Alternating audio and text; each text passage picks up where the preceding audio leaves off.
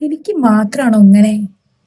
Hello friends, കിച്ചണിലേക്ക് വന്നിട്ട് നിങ്ങൾ എന്തിനാ വന്നതെന്ന് മറന്നിട്ടുണ്ടോ? അമ്മ ചോദിക്കും, മോളെ ഒന്ന് ഹെൽപ്പ് ചെയ്യൂ, അല്ലെ ഒന്ന് വാ സഹായിക്കുന്നതെന്ന് പറയും. അപ്പോഴേക്ക് പിന്നെ അമ്മ തിരിഞ്ഞു നോക്കുമ്പോഴേക്ക് ആളവിടുന്ന് പോയിട്ടുണ്ടാവും.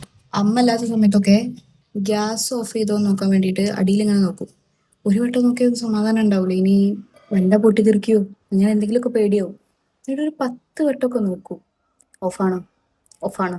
ഫ്രിഡ്ജ് തുറന്നാല് ഒന്നുമില്ലാന്ന് നമുക്കറിയാം, എന്നാലും ഒരു സമാധാനത്തിന് വേണ്ടി തുറന്നിട്ടില്ലെങ്കിൽ ഒരു ഇതുണ്ടാവില്ല.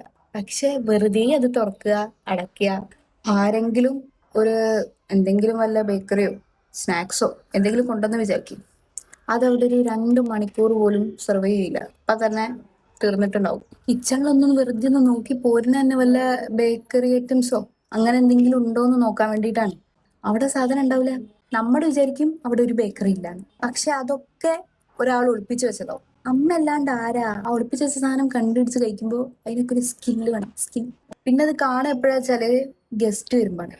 വല്ല വിരുന്നോ അല്ലെങ്കിൽ ആരെങ്കിലും ഒക്കെ വരുമ്പോ നമ്മൾ കാണാത്ത ബേക്കറി ഐറ്റംസ് ഒക്കെ ഉണ്ടാവും അവിടെ. ഇതൊക്കെ ഇവിടെ ഉണ്ടായിരുന്നോ അങ്ങനെ തോന്നിപ്പോ.